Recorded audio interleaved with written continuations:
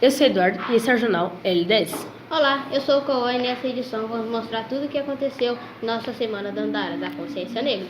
Durante essa semana, nossa escola esteve voltada para atividades com temática afro-brasileira. Não saia daí, já já a gente volta. Sarará, crioulo, sarará, sarará, crioulo, sarará, crioulo, sarará, sarará, crioulo, sarará, crioulo, sarará, sarará, crioulo. Olha o papo, olha o papo, olha o papo, olha o papo. Nossa escola recebeu muitos palestrantes que vieram colaborar com a discussão. Professores da rede municipal, comunidade e demais convidados nos fizeram valorizar ainda mais a cultura afro-brasileira. Vamos agora conferir a reportagem. É com você, Sara. Oi, boa tarde. Estou aqui com a Joyce. Joyce, você poderia me dizer um pouco do papel da mulher negra no Brasil? Olha, o papel da mulher negra no Brasil e na sociedade ele é fundamental, na verdade, Sara. Por quê? Porque a mulher negra, como diz Angela Davis, ela está na base da pirâmide. E quando ela se movimenta, a gente movimenta a estrutura toda. E aí a gente transforma essa sociedade, né? É claro que há uma dificuldade para a gente de acesso aos bens de consumo, porque o racismo ele é real.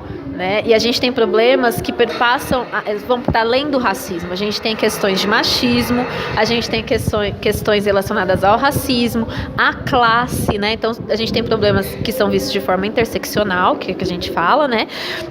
E que dificultam para a gente um acesso aos bens de consumo, que são mais fáceis, por exemplo, a homens brancos, em primeiro lugar, mulheres brancas, depois homens negros e assim ao final, as mulheres negras.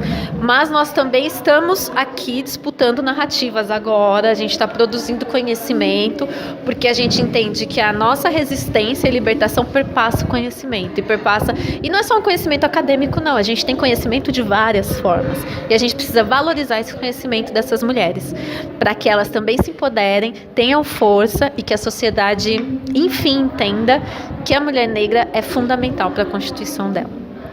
Boa tarde, meu nome é Hugo, estou aqui com o professor Laércio. Professor, eu queria saber mais, se você poderia falar mais hábitos alimentares africanos e culturas veganas. Sim.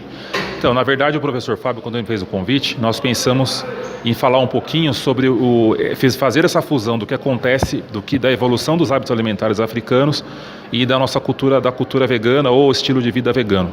Na verdade, o que poucos sabem é que assim, a nossa alimentação, toda ela tem uma base africana, tá? O arroz, da forma como ele é feito aqui no Brasil, ele foi trazido pelos africanos, tá? O feijão, como ele é consumido no Brasil, é um modo de consumo dos africanos, que também foi trazido para cá. Então nós temos uma herança enorme em termos de alimentação, não só de alimentação cultural também, mas a alimentação africana. E no passado nós sabemos que esses povos, assim como nós também aqui, consumíamos muito mais alimentos in natura, muito mais alimentos verdes, muito mais plantas e grãos do que hoje. Obrigado, é só isso. Eu sou a Sara e hoje estamos aqui com Paula Brandini. Paula, queria fazer umas perguntas para você. No que o jogo que nós praticamos irá nos ajudar e como poderíamos mudar nossas atitudes com o jogo que praticamos? Bom, acho que o jogo ajuda a gente a perceber que nós não somos iguais, né? Ele ajuda a gente a perceber que nós temos diferenças e que essas diferenças elas vão existir independente se a gente quer ou não. Então, que para isso a gente tem que ter também diferentes oportunidades na sociedade. Porque se a gente não tiver diferentes oportunidades, a gente não sai do lugar. Ok. O que você acha sobre respeito e educação na escola? Como são suas características, etnia, a forma da pessoa ser? Então, quando eu também estava na escola, como aluna, eu via o tempo todo piadinhas e zoeira por conta das diferenças das pessoas. Então, isso eu acho que é algo que ainda existe, né? Continua acontecendo e isso é muito, na verdade, resultado da vida que a gente leva fora da escola. Porque fora da escola também é assim. Fora da escola, ou mesmo dentro, né? Dentro e fora da escola, a gente tem racismo, a gente tem machismo, a gente tem homofobia, a gente tem transfobia. Então, se tudo isso existe, a escola vai também agir conforme isso tudo. Não tem jeito, uma coisa puxa a outra.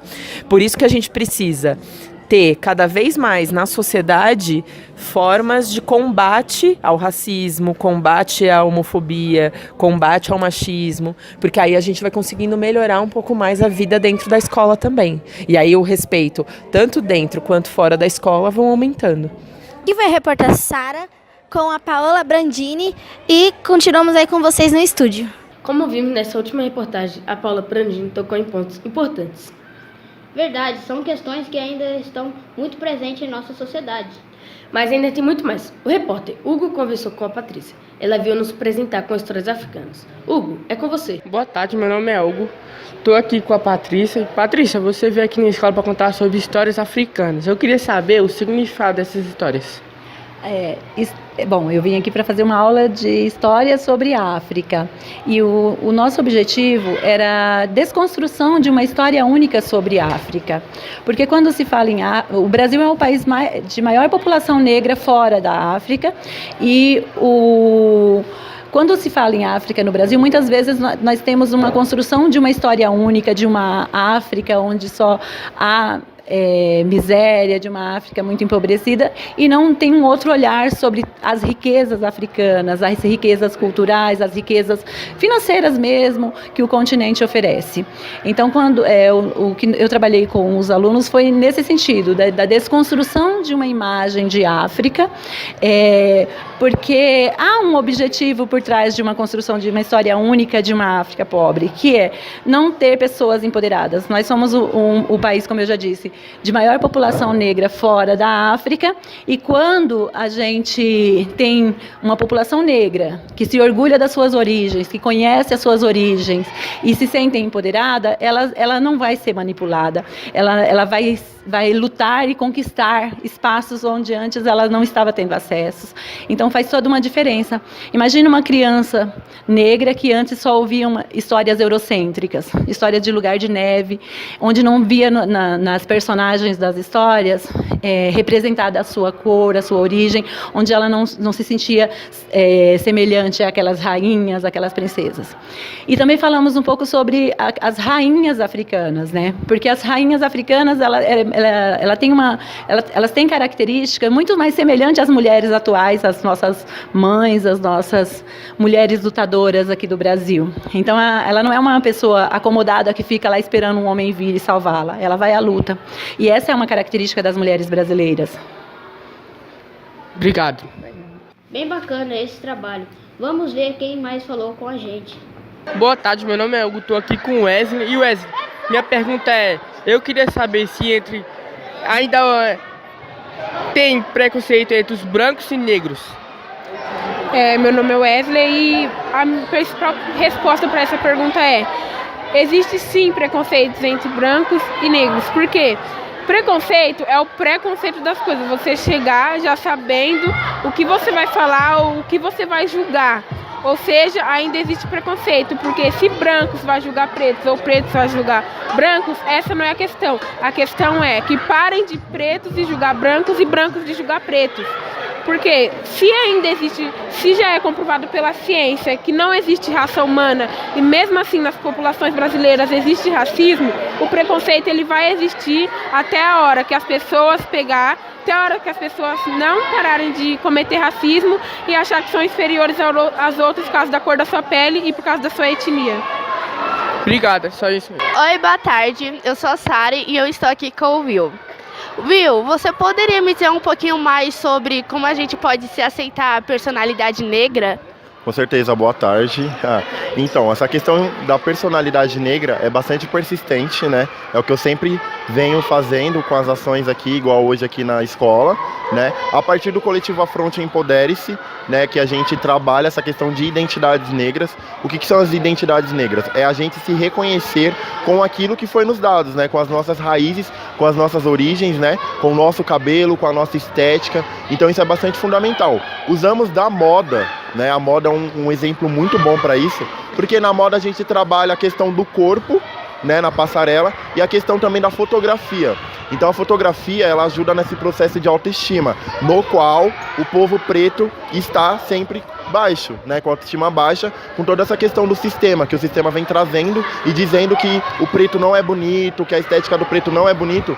Então o que acontece? A partir da moda e da fotografia, a gente tenta trazer, né, a questão das identidades negras. As identidades negras também são referências de pessoas que lutaram para que hoje estivéssemos aqui, né? Zumbi dos Palmares, por exemplo, é uma grande referência, né? Que o que se celebra no dia 20 de novembro, a consciência negra, né? A morte desse grande líder de frentes negras, é um bom exemplo, né? Para a gente se seguir, assim como o Dandara, que é o nome, né, do evento aqui. Dandara também, mulher preta e resistente, né, nesse período da escravidão.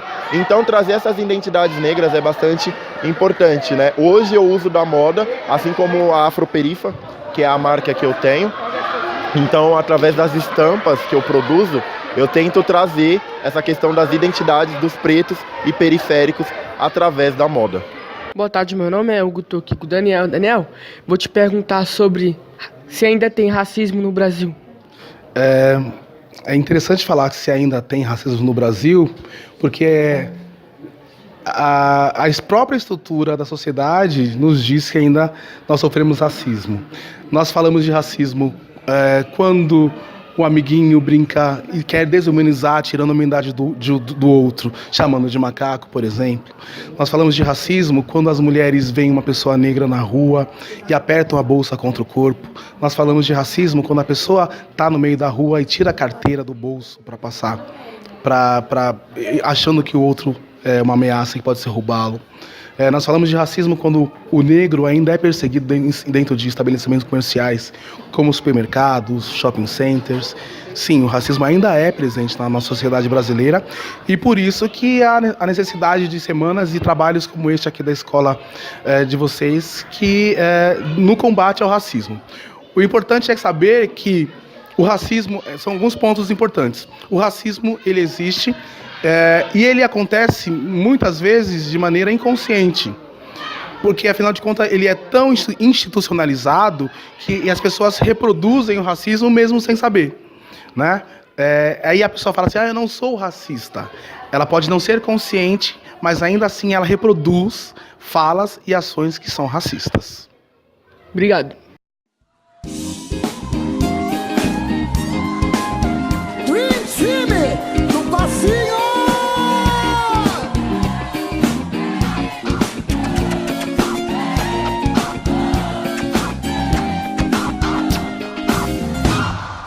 Olhos coloridos, cadê minha negrada? Me fazem refletir. Eu estou sempre na minha. E o quê? E não posso mais fugir. Meu cabelo enrolado, todos querem imitar.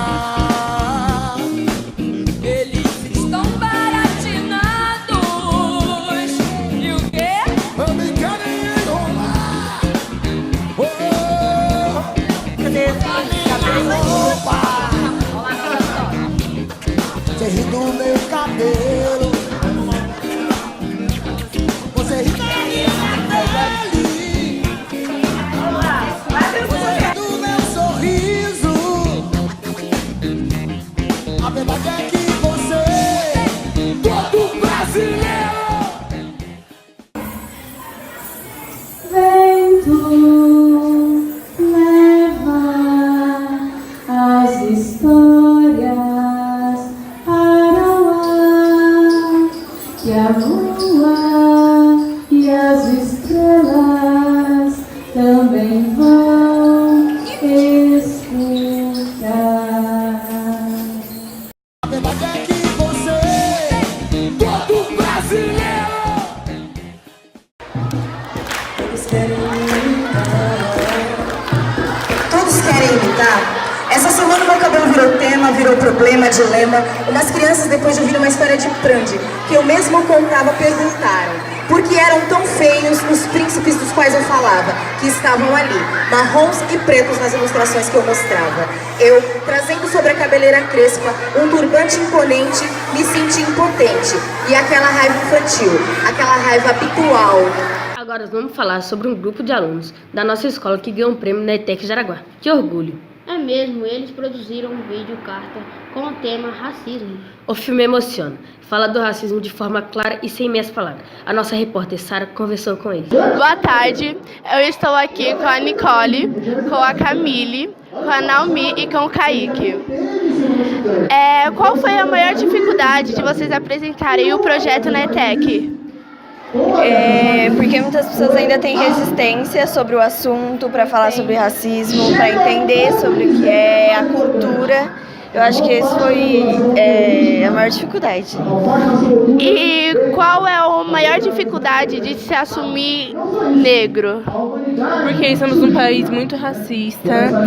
Nossas raízes aqui são negras, mas as pessoas são muito racistas, muito preconceituosas e não assumem suas raízes. Quando uma pessoa assume é muito chocante.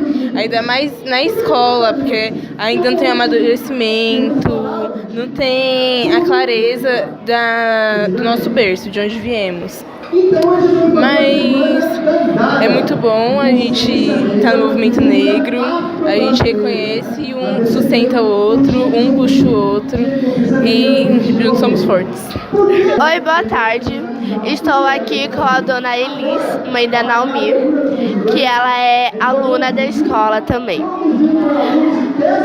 Qual foi a maior dificuldade de passar para sua filha a identidade, a personalidade dela? Acredito que a dificuldade foi as outras pessoas, o meio, né? O meio entender que ela era dona de uma segurança, de que era dona da sua cultura e que ela possuía uma segurança, diferentemente de outras pessoas que vêm já insegura desde a infância, trazendo aquela cultura de que o negro é menor, de que o negro é mais feio, de que o negro é incapaz. Com ela foi diferente. Com ela eu tentei mostrar para ela que nós somos tão capazes quanto, que não tem diferença nenhuma e que somos bonitos do jeito que somos. Então, não existia, apesar de, lógico, quando foi crescendo, notando as diferenças e vendo que era diferente do outro amiguinho da sala, a conversa era sempre assim: você é bonita sim, sua pele é bonita porque é bonita sim. Outras pessoas fazem muitas coisas para ficar como a sua pele é. Outras pessoas têm muito trabalho para deixar o seu cabelo como o seu cabelo é. E ela cresceu aprendendo que bonito é o que ela via no espelho. Obrigada. Voltamos com vocês nos estúdios. Bom, agora é hora de saber o que os alunos acharam da nossa Semana Dandara. Nosso repórter Hugo conversou com alguns deles. Vamos conferir. Meu nome é Hugo, estou aqui com a Salia e a Bárbara. E meninas, eu queria saber o que vocês gostaram mais da palestra. Bom, mudou bastante o meu pensamento, fez eu refletir a questão mais sobre o racismo, essas coisas. Ele mostrou um pouco mais do lado dele, né? Nós falar, eu entendo, mas você nunca vai estar na pele dele, mas sim compreender, sabe? Fez mudar muito o pensamento. Nossa, minha mãe já sofre por isso, porque ela é negra, né? Eu entendo ela, mas eu nunca posso sentir na pele, porque, às vezes ela chora. E é isso, a partir de hoje eu vou mudar meu pensamento. Boa tarde, meu nome é Hugo, estou aqui com Camille e Nicole. Meninas, eu queria saber o que vocês acharam da Semana Dandara. Eu estou gostando bastante dessa semana, porque está tendo palestras maravilhosas e está abordando temas que, por mais que seja um tema que seja muito falado hoje em dia, ainda tem muito tabu, muito preconceito em cima.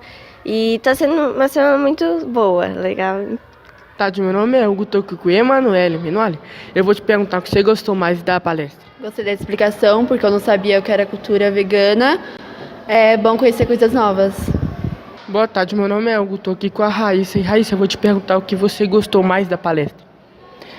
O que eu gostei mais, eu acho que foi dele explicando como é a alimentação dos veganos, por causa que eu achava que vegano, fazia um jejum, ficava com fome. Aí quando ele explicou melhor, aí eu entendi que a alimentação do vegano, tira só a carne e come só algumas coisas, por exemplo. Só isso, obrigado. Realmente a Semana Dandara foi uma semana muito especial. E no próximo ano tem mais? Gostei, também quero.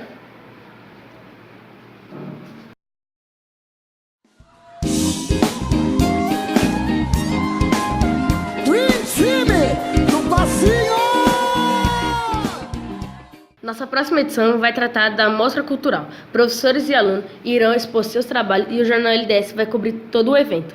É claro que vocês não podem perder, não é mesmo? Abraço, até a próxima. Grande beijo, esperamos vocês. Até lá.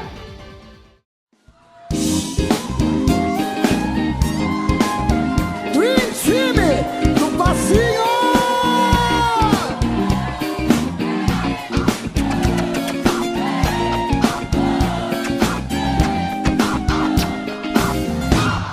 Meus olhos coloridos, cadê minha negrada? Me fazem refletir. Eu estou sempre na minha. E o quê? E não posso mais fugir. Oh, meu cabelo enrolado. Todos querem imitar.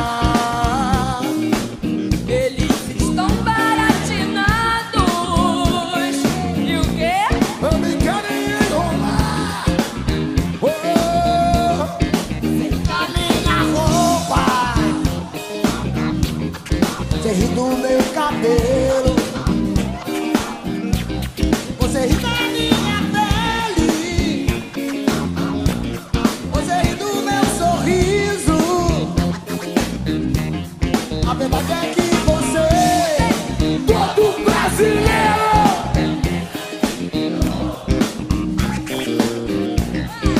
tem cabelo duro.